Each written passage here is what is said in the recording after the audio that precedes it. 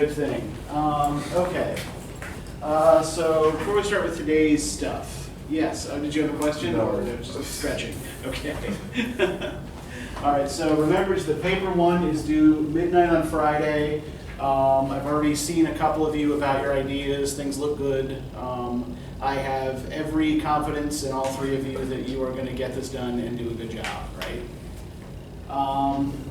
And you know, I have every confidence that at least you will all get this done. There you go. And you know, we can always, work on it.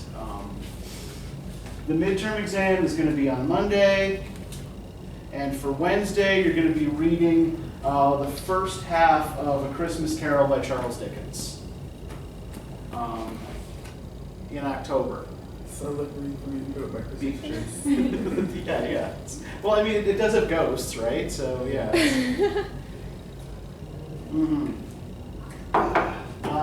Right. Does anybody have any questions about anything that is coming up? This is not what we're reading today.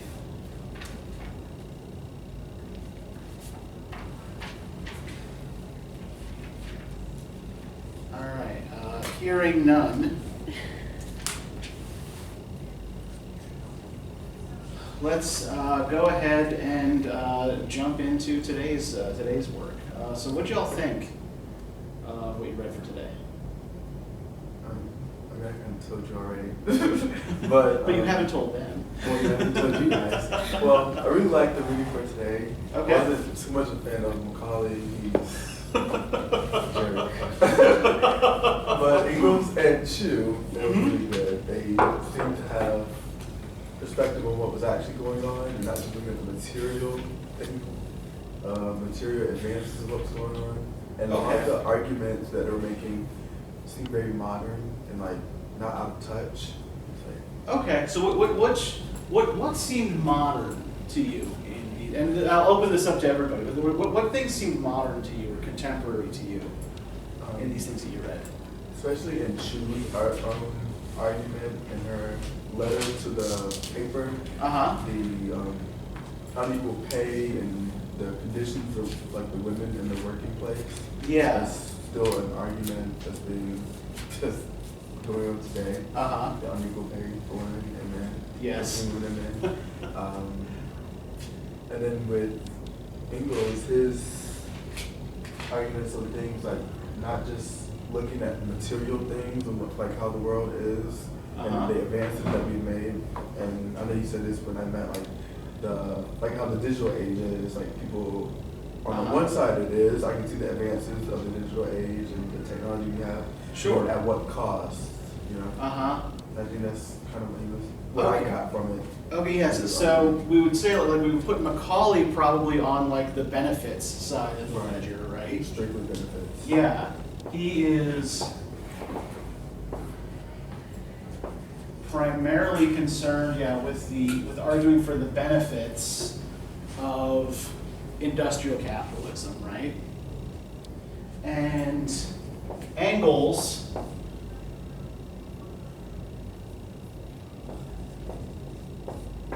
and Chu are both on the cons side of the balance sheet, right?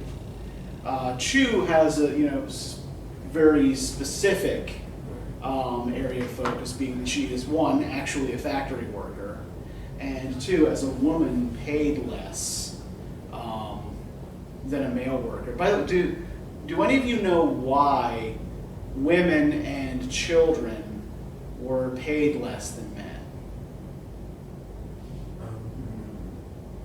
Not exactly, but I would assume because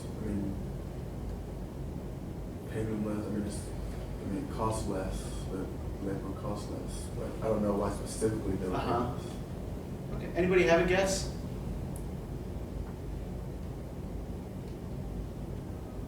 They seem to have other more important responsibilities, I guess. Or women, I guess. But well, middle class women were seen as almost like a different species from working class women, right? In fact, like the working class people were often very culturally conservative, in part because the extent to which you were able to imitate middle-class behaviors showed that you had kind of made it, right? Like, for example, if you were able in a working-class family to live on a single income, that meant that the husband and father was an achiever and a high earner, right? And it, gave him some position among his peers. So does that give you any hints as to why women and children made smaller salaries?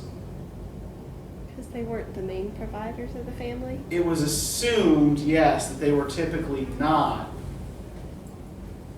the main breadwinners in a family. This was often not actually true. If you had a family in which, say, the husband was unemployed, for example, yeah, his wife and kids were doing the bulk of the earning. Single women, in fact, we'll talk about this a little bit more when we talk about women's issues specifically in a few weeks. But in Victorian London, a good number of the women who worked as prostitutes at night worked in factories during the day, but the job didn't pay them enough to actually, afford a place to live or, food. So they had to do something in order to survive. So yeah, it was generally assumed, so yeah, women and children were paid lower salaries because it was assumed they weren't primary breadwinners. Another thing that we need to note when we're talking about Victorian labor is that the kind of sentimentality that we feel towards children largely didn't exist yet in the 19th century, right? By and large, children were seen as little adults. Working class children particularly, right? Middle and upper class children by the mid-Victorian period are seen as a kind of separate category, but working class children are still,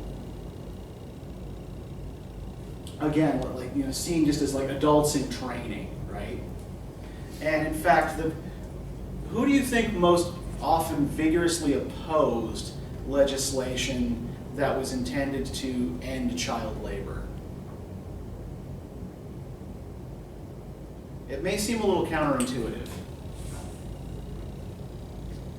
The kids themselves? Not the kids themselves, but you're thinking along the right lines. The parents? Yeah.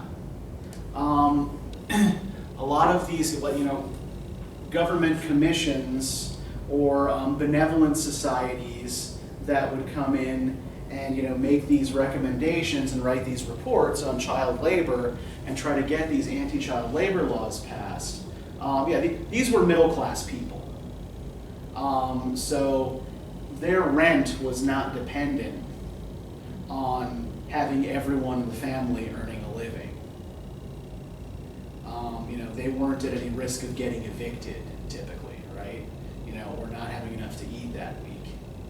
So as long as these kinds of provisions didn't come with, say, raises in wages for the primary breadwinners in the family, working class families tended to oppose legislation that would end child labor because it cut right into their livelihoods, right?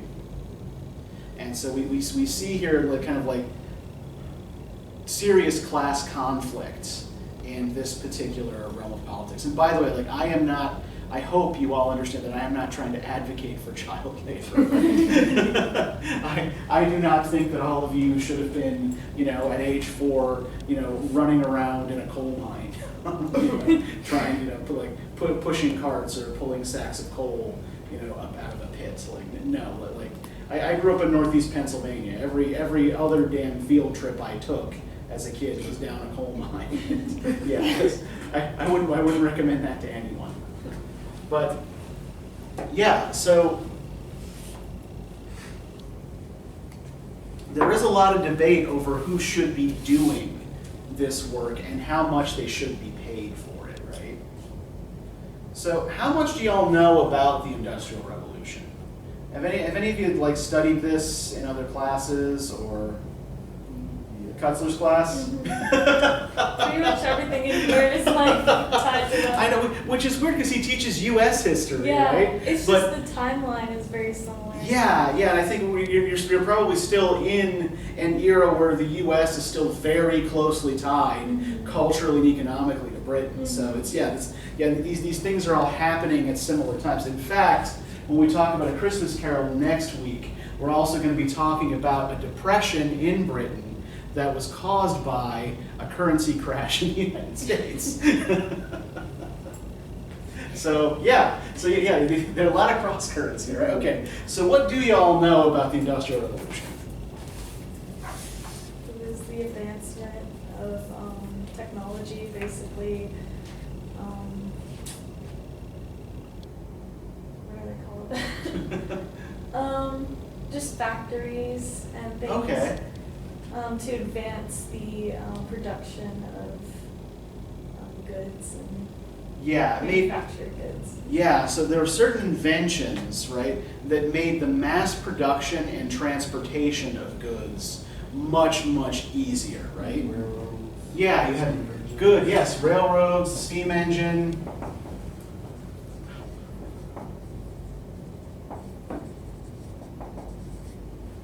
And- Cotton gin. Yeah, the cotton gin. Yeah, I think it's worth the power loom. It's worth noting that one of the first kind of trades to industrialize was the textile trade. It was fairly easy to make machines that did that kind of labor.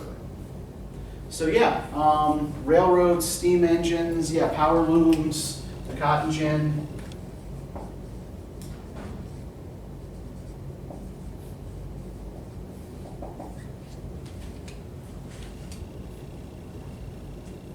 And so this also created greater demand for certain raw materials, right? So alongside of this kind of these manufacturing processes, you also had automated processes for getting things out of the ground, like coal and iron, and even some early machines for harvesting cotton and other kind of base materials for fabrics, right? But demand for cotton goes way up during the Industrial Revolution. And this is another kind of cultural tie between the United States and Britain. And in fact, is one of the reasons why the British quietly supported the Confederacy in the American Civil War, was because it was a big source of cotton to British industrialists. So,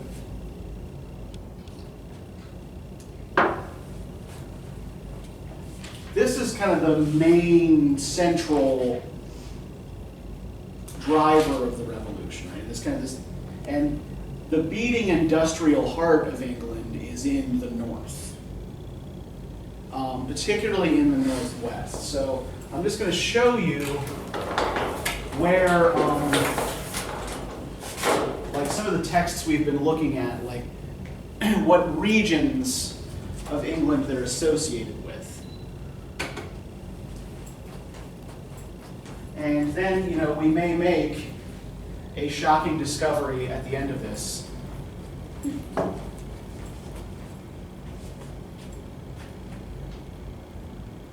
So,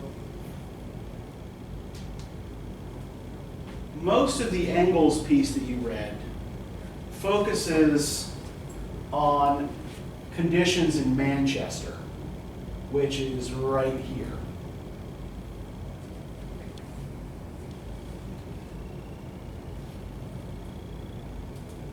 The center of British shipbuilding, or one of the big centers of British shipbuilding, which was also one of the biggest slave trading ports, was Liverpool, right here.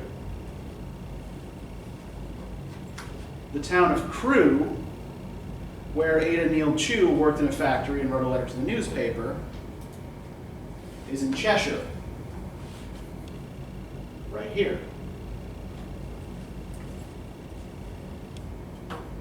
And does anybody remember where William Wordsworth's beloved Lake District was? Right there. Yeah, right up here, right? It's about an hour and a half from Manchester, yeah. So, as Wordsworth is writing these nature poems, these meditative nature poems, literally, an hour and a half, today's drive from where he's sitting in Dove Cottage in Grassmere, are these smokestacks just belching out black smoke into the air, like just dumping pollutants into the river, right? And this city that's growing in unplanned and crazy directions, right? That is also becoming increasingly unequal. Was that something that y'all picked up from the Engels piece? Was the level, like what did you notice about relations between the rich and poor in Manchester, the way Engels describes it? I mean, the rich knew they were their conditions, but they just completely ignored them like they weren't there, basically. Yeah, the city is basically laid out and designed in a way that the rich never have to see the conditions that the poor live in, right? They all live in the outer suburbs, and they come into the central district that is, essentially like it's empty at night. It's just businesses. No one lives there. And then when they go home, they can go, by these routes that don't take them through the working class neighborhoods. And we'll get to the way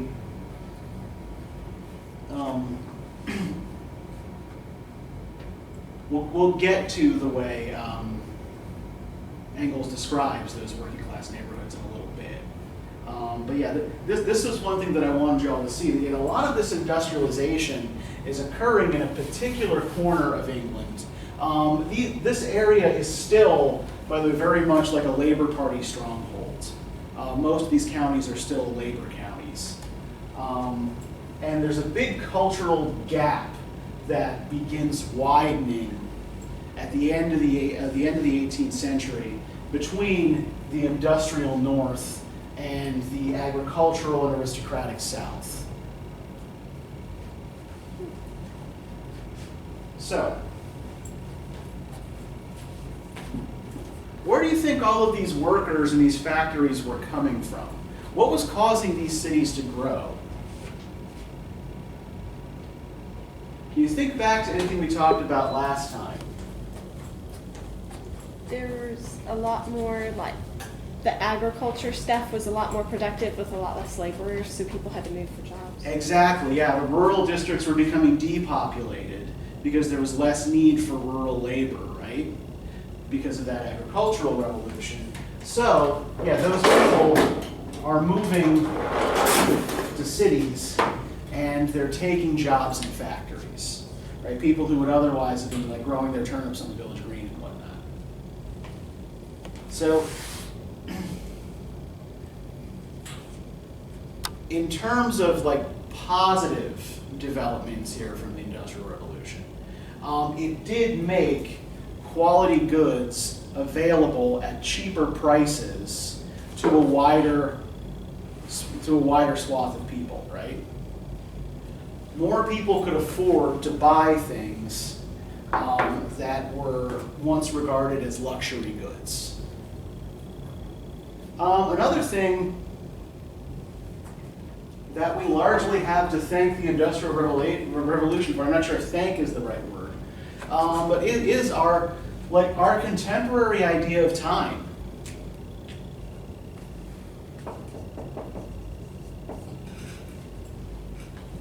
And here's why. If you live and work on a farm every day, apart from sundown and sunset, right? Sundown, sundown, right? Sunrise and sunset. Sundown and sunset are the same damn thing. Sunrise is when you get up. Sunset is when you go to bed, right? Does it really matter how you delineate the other hours in the day?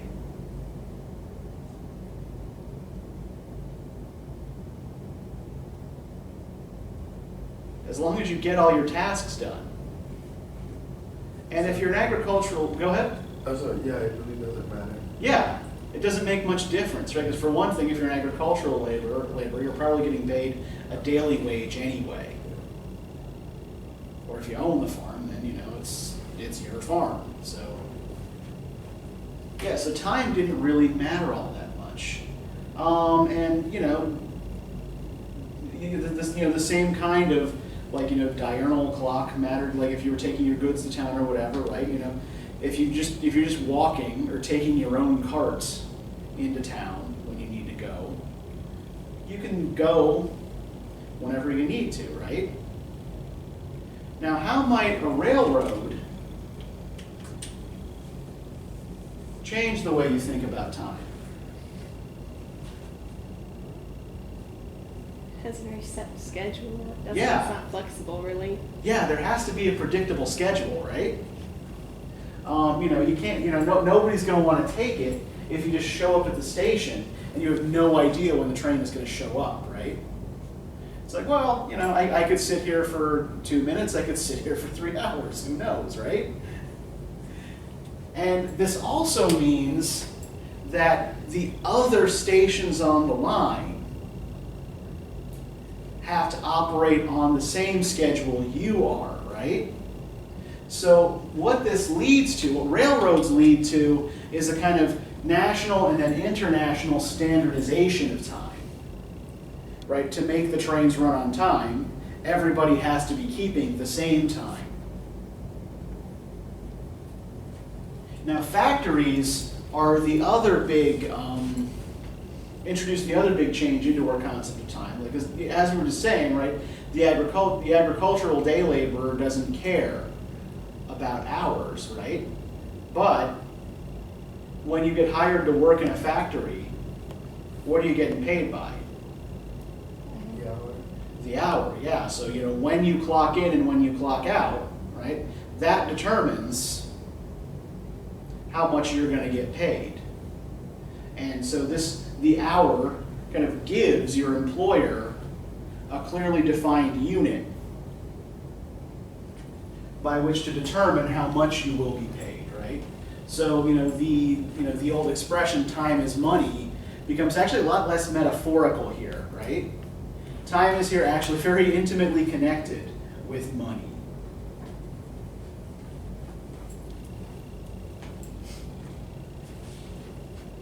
So let's look for a second at these specific texts and see what we can get out of them. So I am going to make a little bit of an apology here for Macaulay, who, I'm going to be like, I also find Macaulay's, maybe repellent isn't the right word, but I think a little bit myopic, right? And I think that a lot of economists today tend to fall into a similar trap where they're just looking at numbers and averages and not really questioning the actual conditions under which people are living. It's like, okay, if life expectancy on average is going up, that's good, right? If wages on average are going up, that must be good. But you're not looking at whether development is even across the country, right? You're not looking at, are things like deaths of despair rising in certain places? If you're only focused on the numbers, it's kind of easier to just kind of spew happy talk about them. So Macaulay is, like Carlyle, one of these very important Victorian thinkers whose ideas fall out of fashion largely once the Victorian period is over, right? But whose arguments are very, very central to discourse in the period itself. So,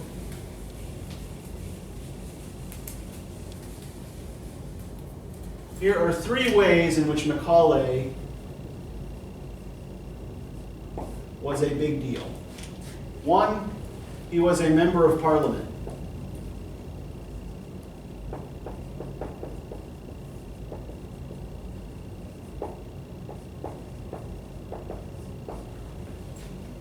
A member of the Whig Party. We'll more on the Whigs in a moment. He was also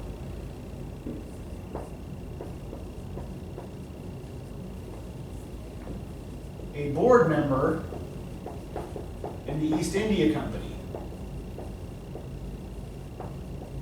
And we will run into him again later in the semester in this particular role.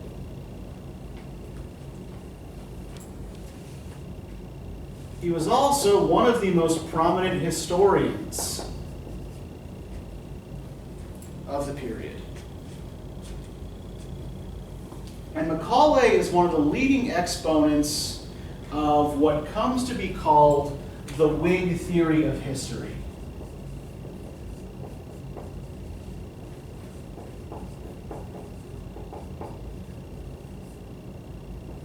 Now, this is something that academic historians don't really do anymore, but a lot of popular historians and even, the high school history teachers still follow something like this model. So have any of you ever heard this term before? I'm going to assume probably not. Because most people who are still following it don't know they're following it, or what to call it. So the Wig theory of history assumes that we are on a constant march from a barbaric past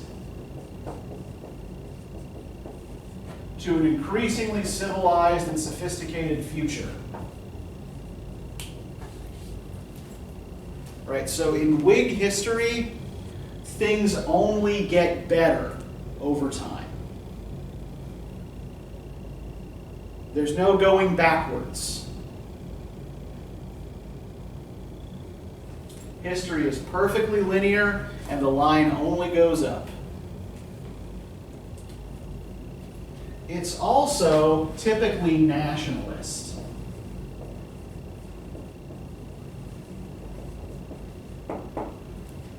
So in the British context, it tends to celebrate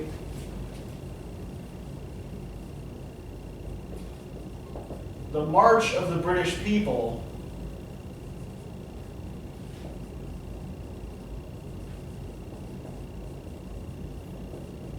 from the absolutist kings of the 17th century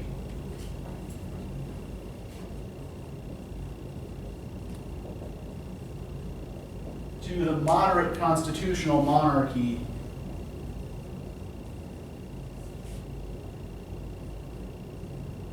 of the 19th. And it tends to do a similar sort of thing in the United States.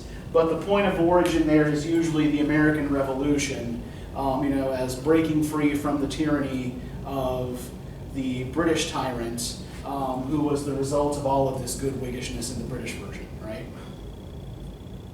Make sense? Still with me? Okay. And so it's called the Wig theory of history because it is particularly associated with the politics of this party and with the promotion of their particular ideals. So the things it emphasizes include liberal democracy as the best possible form of government, right? So basically, some form of, elected representative government, right? Scientific progress, right? New technology and new science are always an unmitigated good. free trade, and personal liberty.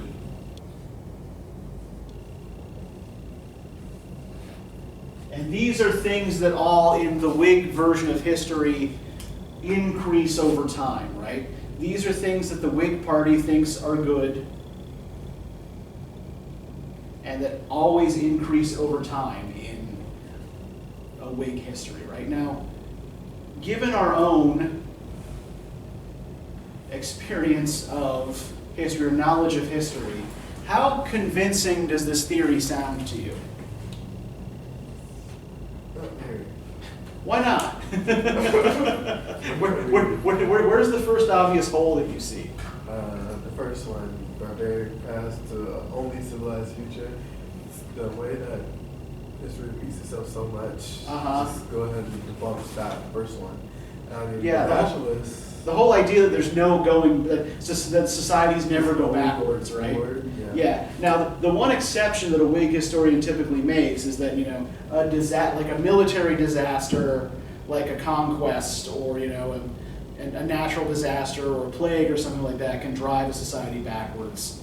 But yeah, we can see just by looking at this historical record that there are lots of cases of societies moving backwards without any of those kinds of, without any of that kind of help, right? Yeah. I mean, at this time, they're writing and emphasizing these things, but I mean, at the same time, slavery is going on, Orientalism is going on, so. Right. Not very far from the barbaric past they're coming from. So yeah, like all of these benefits are accruing maybe to people in Britain, right? Yeah. And are they even accruing equally across Britain? Not even people, or to a certain group. Yeah, certainly the British middle class is becoming wealthier and more influential, right? And the Whigs are very much the party of the middle class, right? And remember what we meant by middle class in the European context. Does anybody remember who the middle class are that we're talking about?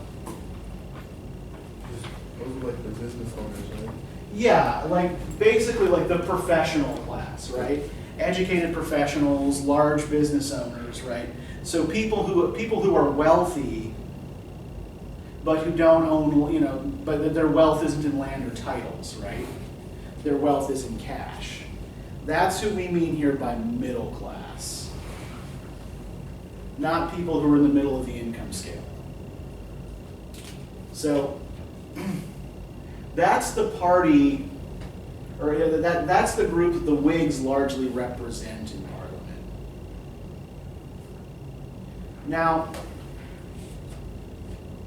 there were property requirements to even enter Parliament. You had to own a certain amount of property to stand for Parliament at all. And members of Parliament were not paid. So those two provisions together, what do they mean for an ordinary working person? You can't serve in Parliament. Yeah, you can't be, yeah. If you don't own property, right, up to a certain amount, and if you can't afford to take several months off in the year with no salary to go and be a legislator, you can't stand for you can stand for Parliament, but you can't be seated. Right, so there's a movement that arises in the late 1830s that eventually evolves into the modern Labor Party.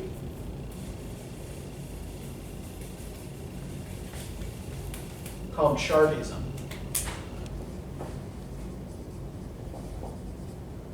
And these people are called Chartists because they organize around a document called the People's Charter.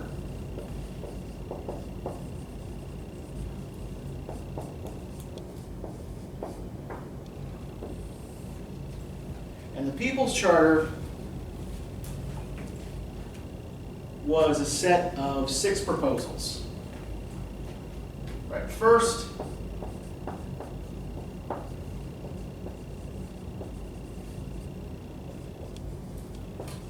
votes for all men over 21. Sorry, not for women. that would take a couple more decades to get that into the platform. Second,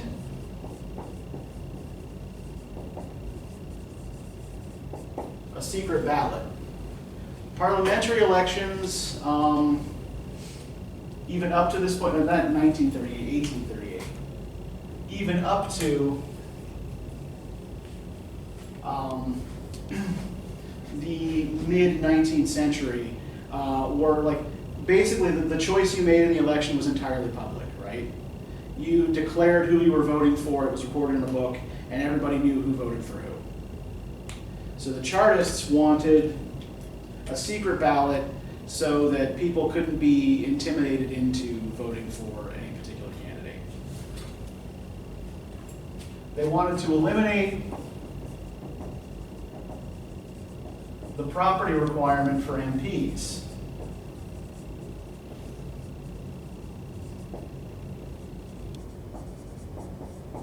And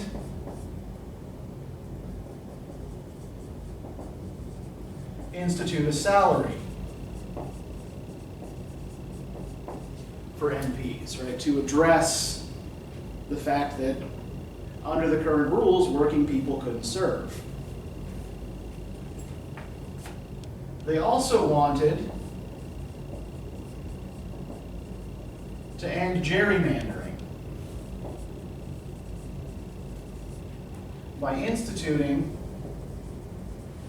constituencies that were of equal population, right? So, do y'all remember what rotten boroughs were? Okay, Kayla, you're nodding. What was a rotten borough? It was like where they would draw the district lines to keep a segment of the population out of voting or diminish their voting power. And Okay, so yeah. it would Yeah. get like one person or party elected every time. Yeah, and so yeah, I think what you're describing generally there is how gerrymandering works. But yeah, the rotten borough is what results from the gerrymander, right? You got a district in which there are maybe only 2 or 3 people who can vote at all, and they can just collude among themselves to get the person elected who's most advantageous to them. They also called for annual parliamentary elections in order to make Parliament more accountable.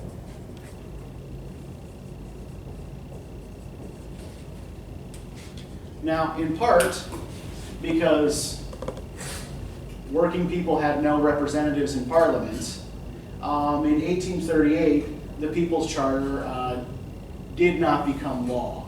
Although over the course of the next 50 years or so, most of the provisions in it do eventually, individually, become law, right? As Britain slowly expands the franchise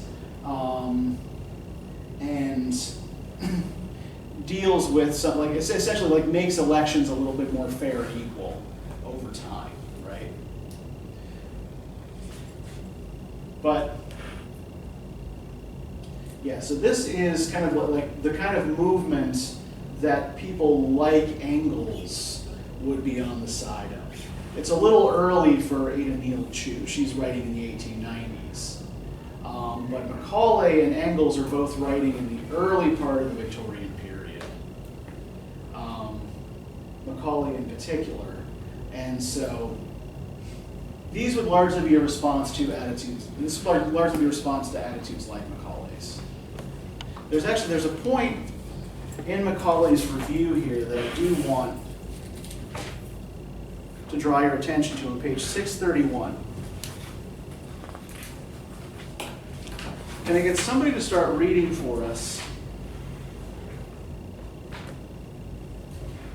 the paragraph at the bottom of the page that starts, if we were to prophesy. If we were to prophesy that in the year 1930, a population of 50 million, better fed, clad, and lives than the English of our time, will cover these islands, that Sussex and Huntingdonshire will be wealthier than the wealthiest part of the West Riding of Yorkshire now are, that cultivation, rich as that of a flower garden, will be carried up to the very tops of Ben Nevis and Helvellyn. That machines constructed on principal jet undiscovered will be in every house, that there will be no highways but railroads, no traveling but by steam, that our debt, vast as it seems to us, will appear to our great-grandchildren a trifling encumbrance, which might easily be paid off in a year or two. Many people would think us insane. We prophesied nothing, Okay, but we can pause there, right? So he kind of make that little caveat there. Many people would think us insane, right? But what does he seem to be generally predicting the shape of the future is going to be?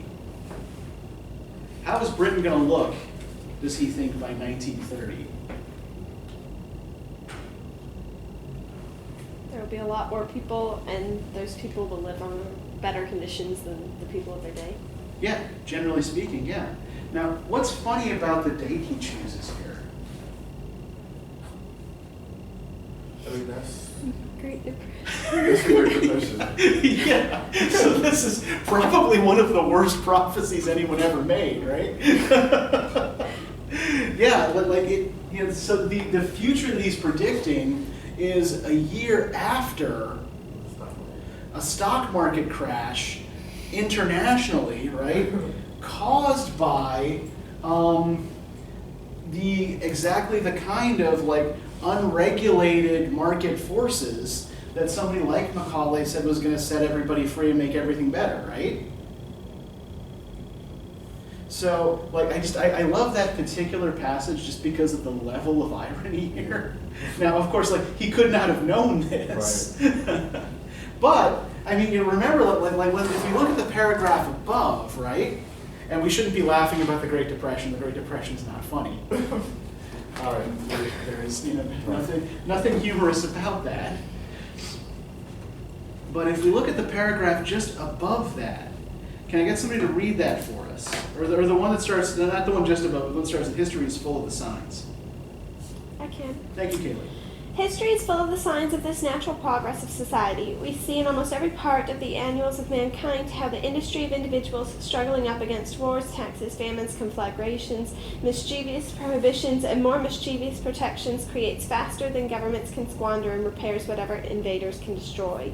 We see the wealth of nations increasing and all the arts of life approaching nearer and nearer to perfection, in spite of the grossest corruption and the wildest profusion on the part of rulers.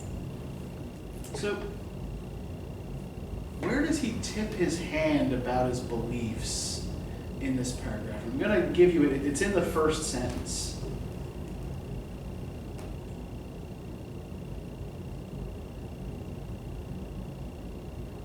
He talks about natural progress? Yeah, the natural progress of society, right? Go to that first part of the theory of history.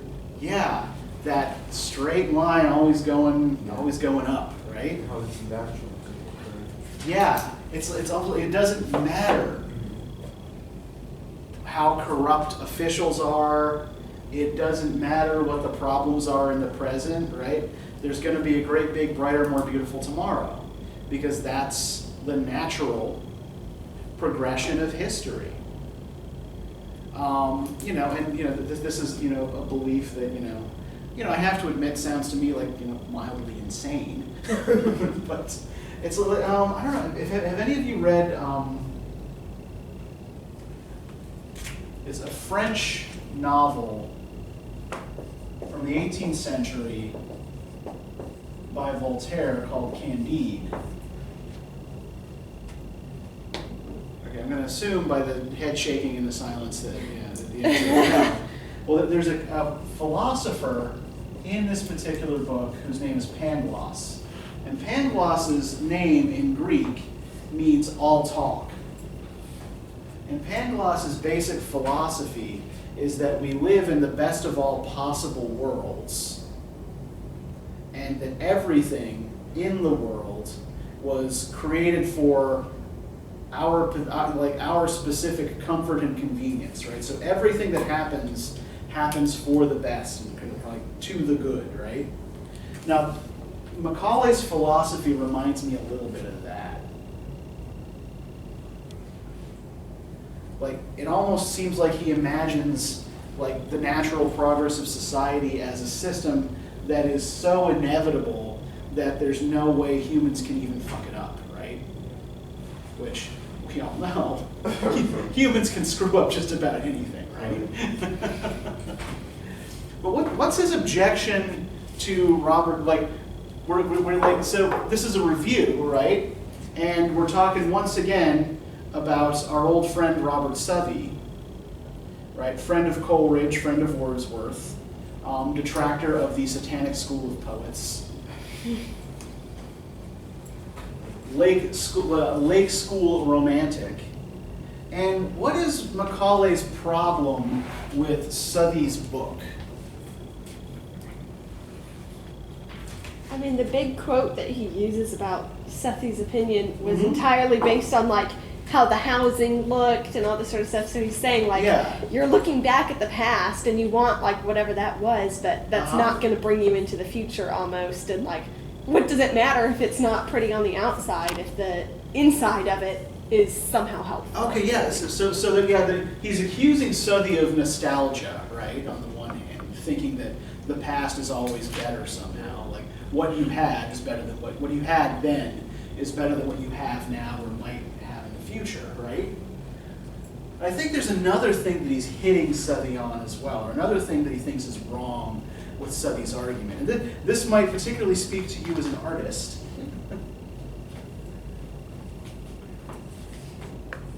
What else does he think Southey is too concerned with? I think, Kayla, you were kind of getting to that a little bit.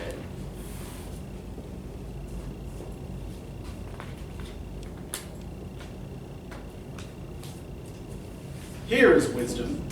Here are the principles on which nations are to be governed. Rose bushes and poor rates rather than steam engines and independence. Mortality and cottages with weather stains rather than health and long life with edifices which time cannot mellow. We are told that our age has invented atrocities beyond the imagination of our fathers, that society has been brought into a state compared with which extermination would be a blessing, and all because the dwellings of cotton spinners are naked and rectangular. Mr. Southey has found out a way, he tells us, in which the effects of manufactures and agriculture may be compared. And what is this way? To stand on a hill, to look at a cottage and a factory, and to see which is the prettier. Does Mr. Southey think that the body of the English peasantry live or ever lived in substantial or ornamented cottages with box hedges, flower gardens, beehives, and orchards? If not, what is his parallel worth? We despise those mock philosophers who think that they serve the cause of science by depreciating literature and the fine arts. But if anything could excuse their narrowness of mind, it would be such a book as this. Is it not strange that when one enthusiast makes the picturesque the test of political good, another should feel inclined to prescribe altogether the pleasures of taste and imagination? So why does he think Southey, what does he think is the biggest problem with Southey's arguments? What does he think they're based on? Apart from nostalgia. Beauty. Yeah. Picturesque description. Yeah, it's an aesthetic argument, right? He's arguing. It's he's too worried about whether or not these cottages are pretty, and not about whether they're functional. So yeah, we have this kind of form over function argument here, right? What does it matter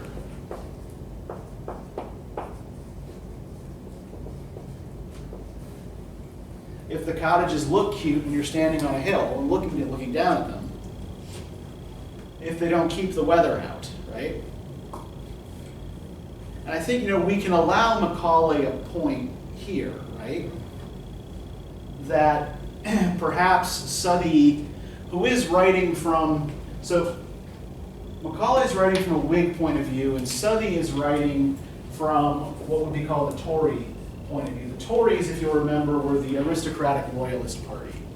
And a lot of Tory policy was based on a kind of nostalgia for the past, and an idea of kind of restoration of the past and the power and glory of the monarchy and of the Church of England, right?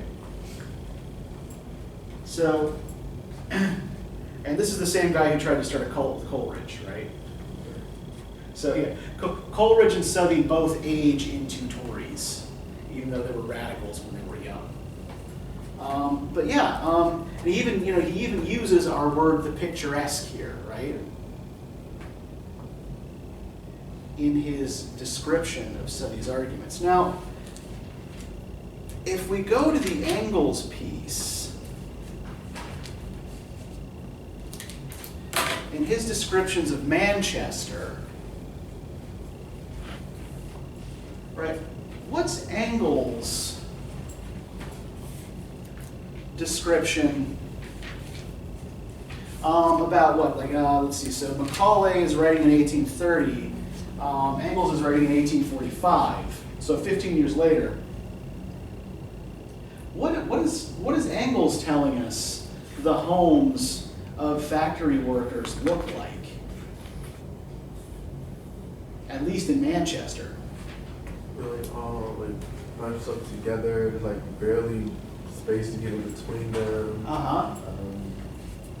They're built on like hills and like the riverbanks and stuff, so where the terrain is like in like basically messing up the houses. Some of them don't have roofs. If the roof, they have like holes in them and broken window frames. They have earth floors.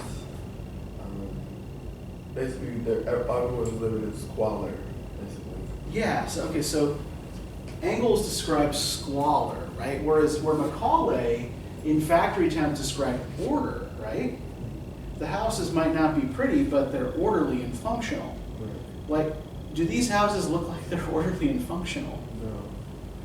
The way that Engels was describing it, I thought he was almost like, I mean, I assumed that he wasn't, but I thought he was like almost exaggerating. You know how like they would exaggerate like in the Romantic period? I guess like trying to get my mind out of that Romantic period in this period, like going back so much. It seemed like Spurt that always over exaggerated. Okay, so yeah. That's what I thought Engels was doing, like his descriptions of everything, but like knowing what was actually going on. Yeah, probably wasn't. If you look at pictures from the period and other contemporary descriptions, yeah, I mean this is actually pretty accurate. This is not Edmund Burke's style of embellishment. I think one thing that we can probably know is we're shifting from Romanticism to Victorianism, right? I think just as the greater Romantic lyric kind of does that outside, inside, outside shift, but the real meat of the poem is the inside, right? Romanticism tends to be very inward looking, right? It's meditative. It's mostly about thought and about, your own personality and your own authenticity, right? Victorian literature tends to be more externally focused, right? So the Victorians are typically much more interested in things outside the self. And that we can actually kind of like connect to Carlyle as well, right? That Carlyle is telling you to, get off your ass and stop fucking brooding and just do something, right? Go work at something. But yeah, Victorian literature generally is much more focused on the external world and what we can do in that external world, right? So it also often tends to have a lot more kind of sense of social mission to it. But yeah, let's look at the paragraph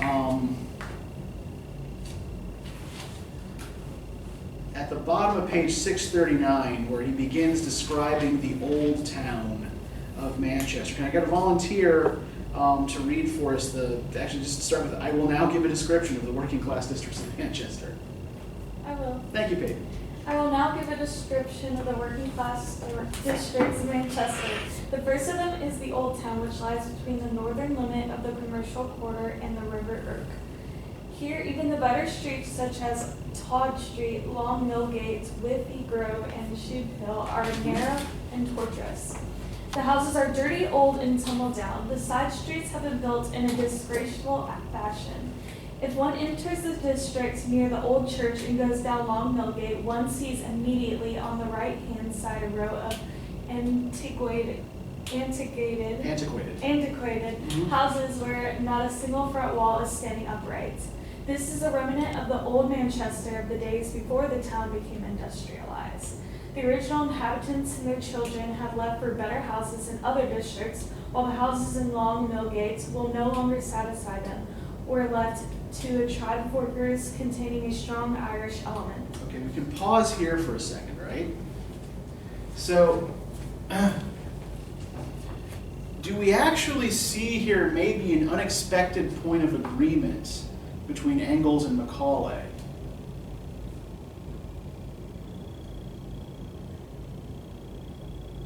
I mean, they both agree that the houses have become like old and worn in a way. Yeah. I wonder how much too of it was like when Macaulay was starting and like maybe the Industrial Revolution was just taking off, like maybe there was more order originally even in the creation of those houses, and then as more and more people come and it gets more industrialized, all of a sudden this decade of time it's like just throw up a house anywhere you can get it, like we need people in. And so it might be like as time progressed, it got worse than what was originally seen in the first piece to where we are now. Yeah, I think that there is something to that. Now, the Industrial Revolution really kind of kicks off around 1760. So even by the time Macaulay is writing, it's well advanced. But you're right that a lot of like the towns that were built around factories early on were often actually quite well planned. In fact, there was an operation in Scotland, not far from Glasgow, called New Lanark. And New Lanark was run by a socialist by the name of Robert Owen.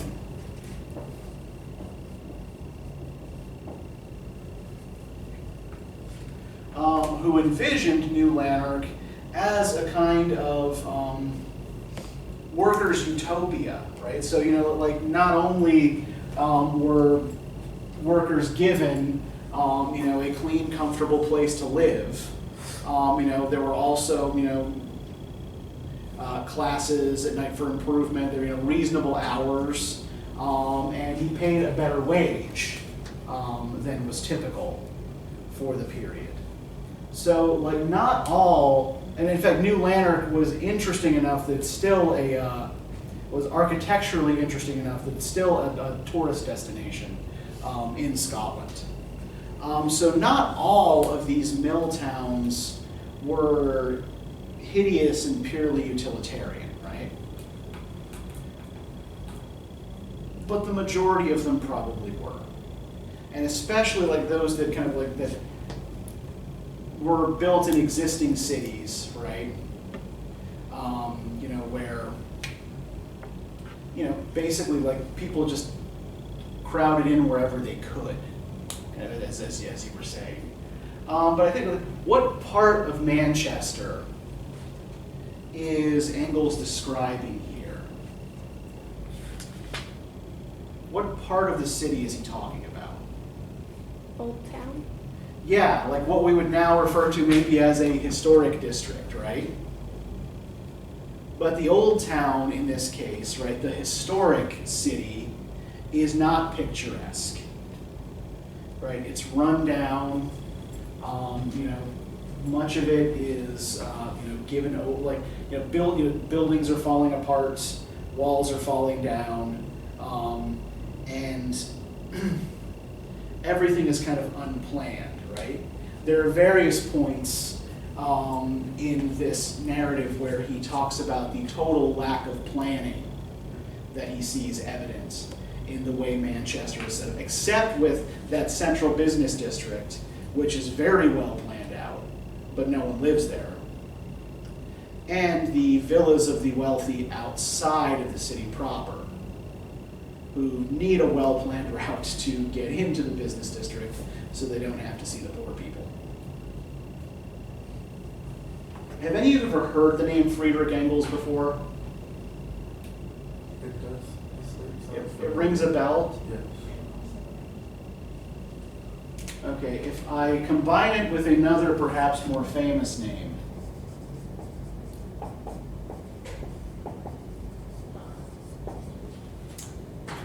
I noticed Karl Marx came up in the thing. Or what, In the either of introduction, it was yeah.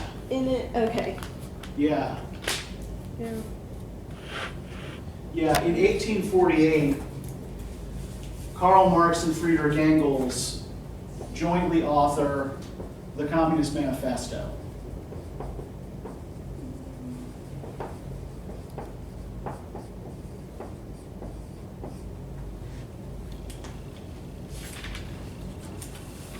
So Engels is not British, he's a German.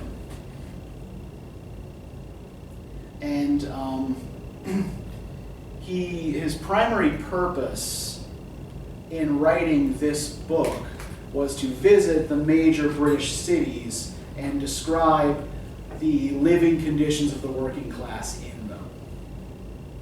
So I also want to kind of point to what he says about London near the beginning of our excerpt here.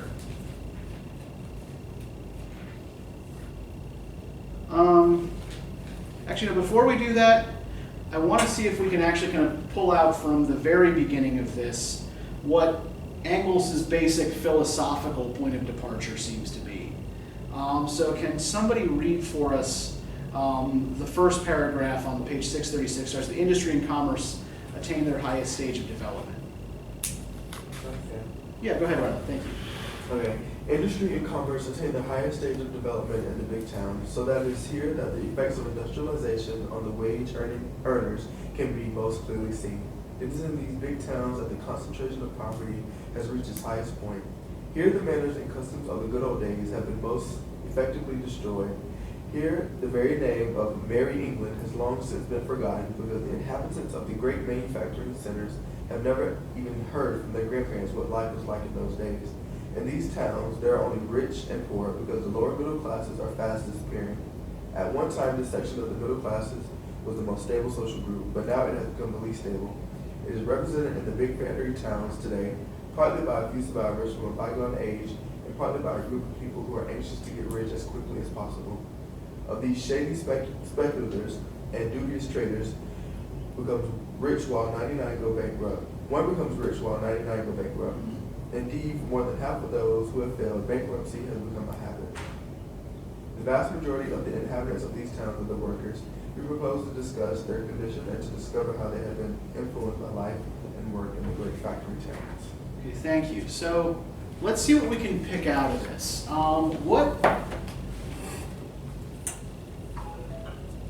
Who does Engels seem to be more in agreement with about the general state of the British worker? Macaulay or Sudhi?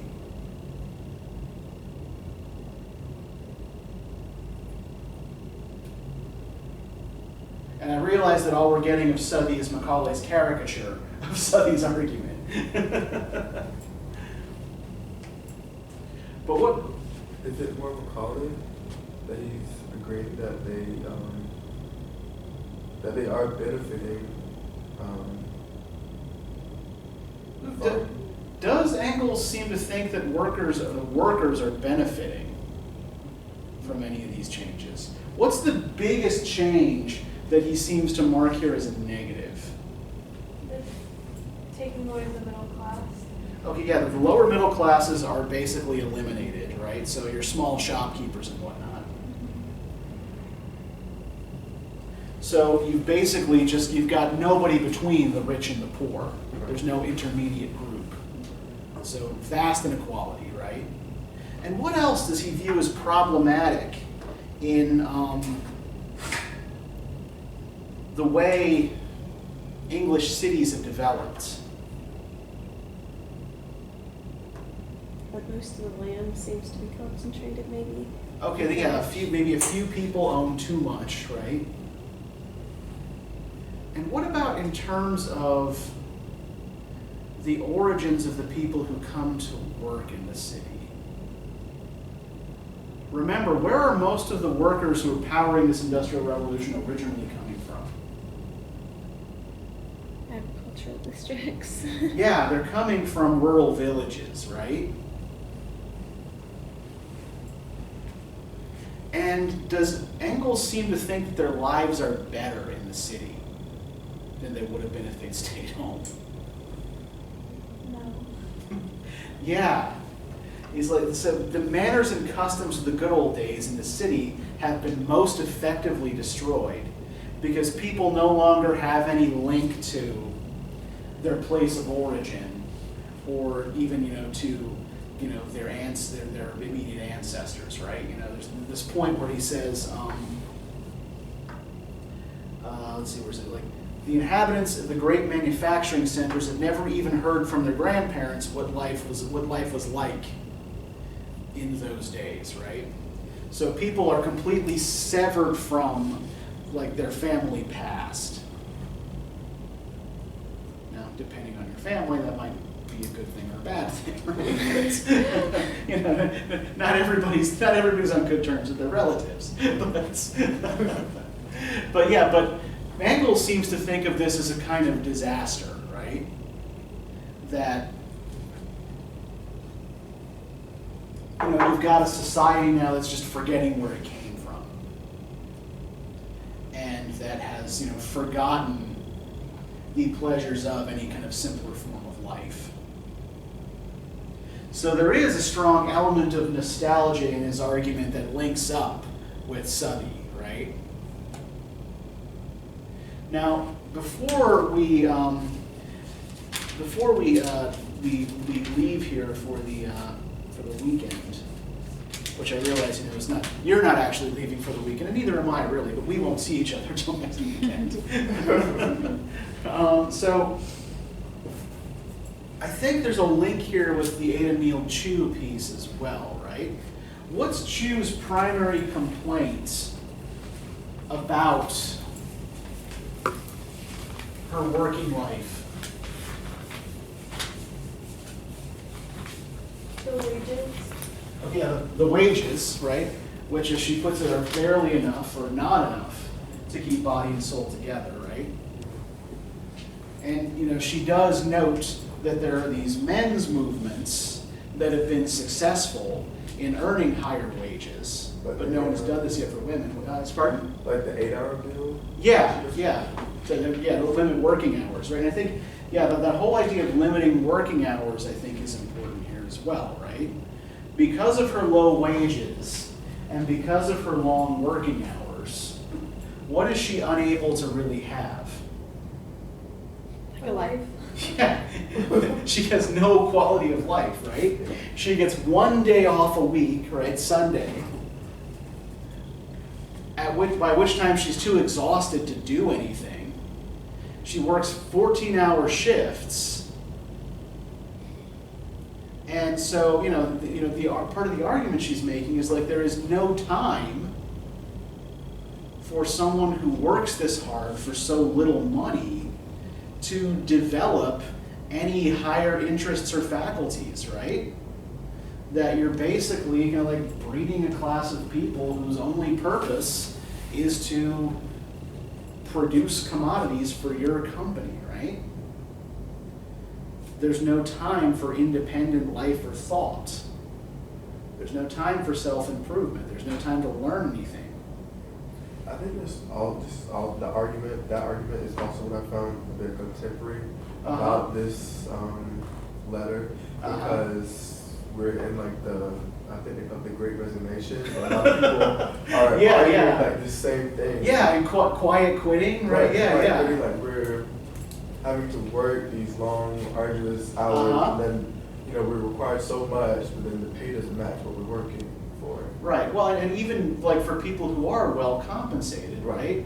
It's like if you're doing nothing but working, then what kind of a life are you living? Yeah. So who's the asshole who makes the electric cars and is always yelling at people on Twitter?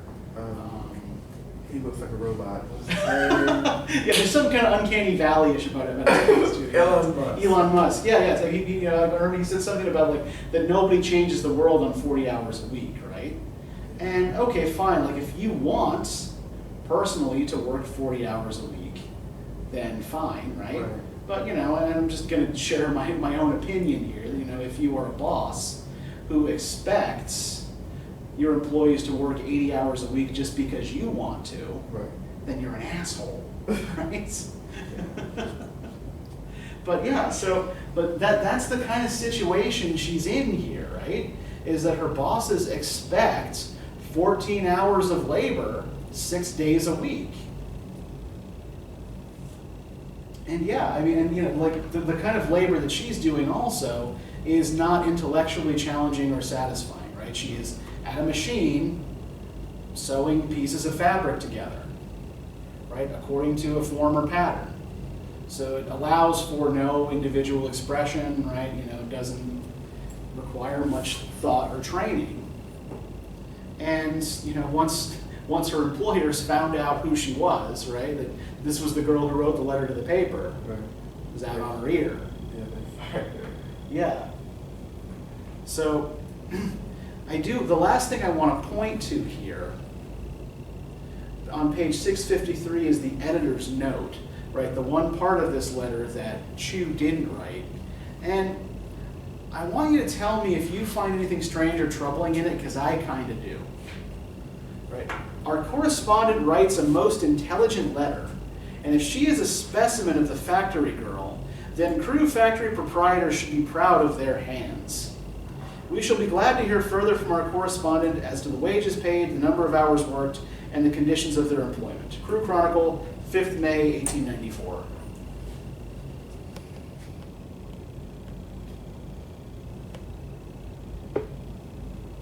Is that just saying if this is a girl that works in the factory, then the people that own it, they should be proud that they have one of these girls working for them? It's like, Yeah. what do you mean? Yeah, What do you mean by that?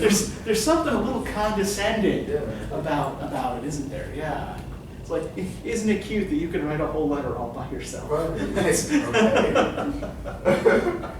Yeah, and like it also like it seems like almost kind of counter to the argument she's making, Yeah. right? That it's like I have no time to develop my mind or my other faculties because I'm sewing all damn day. And what an intelligent letter she writes. Yeah. So there's a dissonance between the editor's note and the actual letter that I just find really interesting. It's strange too, because it almost seems like, well, since you seem to write such an intelligent letter, is this really like someone who worked in that factory? Like, Yeah, it's almost like it's questioning either whether she is who she says she is, or whether she's truthful about the conditions, right? Yeah, there's something in that last sentence that's almost like show us some proof. Yeah, tell us what your wages are and how many hours you Yeah. work. at the same time, though, Uh-huh. you could also see a little bit on the side of like, well, if we don't have anything to go on to argue, like sometimes like if you don't have a fact of you're making, I don't know, a penny an hour, and people are like, well, that's terrible, like it causes an uproar, and if you don't have a Sure. specific amount, like Right. people are like, well, that's kind of a relative term, what do you mean by that? Like, Uh-huh. should we really be angry about this, or? Yeah, no, you're right. There's nothing wrong in asking for specifics. Yes. Yes. All right, so we're about out of time, so let me give you the reading questions for A Christmas Carol, which is going to deal in kind of more aesthetic detail with the same issues.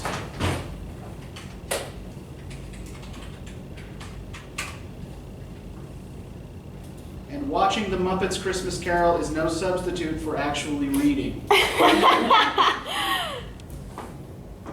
don't even know they had a Christmas Carol version of the Muppets. Well, now you do. It's okay. It's neither the best film treatment of A Christmas Carol nor the best Muppet movie. The best Muppet movie, and this is not subject to argument, I can prove this scientifically, is The Great Muppet Caper.